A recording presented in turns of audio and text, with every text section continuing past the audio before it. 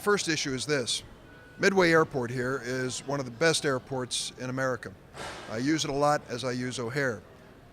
When it comes to Midway, the federal taxpayers have invested $380 million in this airport. And it's a beautiful airport that serves Chicago and the area. It has a public purpose.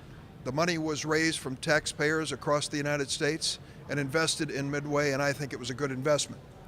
Midway is one of the 3 or 4 airports and facilities across the United States that is at least up for debate as to whether it will be privatized.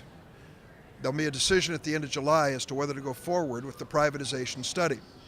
I think it's important for us to stop and reflect on the fact that whether or not this is privatized, there's a question about whether federal taxpayers' interests should be protected if there is ever privatization.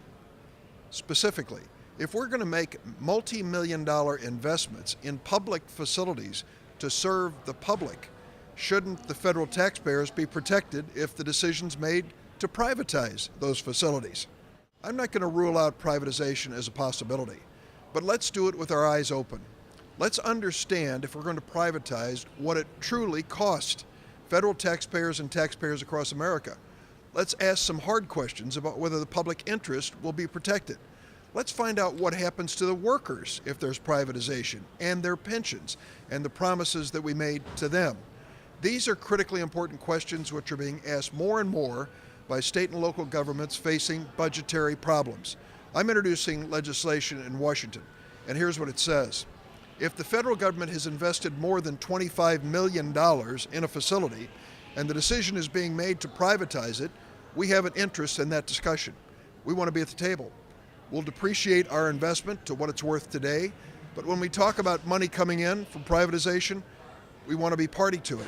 We want to make sure federal taxpayers are compensated in the process. That if the federal taxpayers have sacrificed to build these facilities, they ought to be at the table when the decision is made, if it's made, to privatize. I don't know what's going to happen to the future of Midway. From my point of view, the review is continuing until the end of July, and we should take a hard look at it.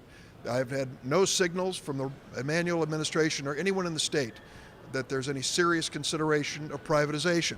I'll leave that up to the mayor to make that decision. But if the decision is made on this or any other facility to go forward, let's make sure we protect the public interest, protect the taxpayers, and know the true costs of privatization before we enter into it.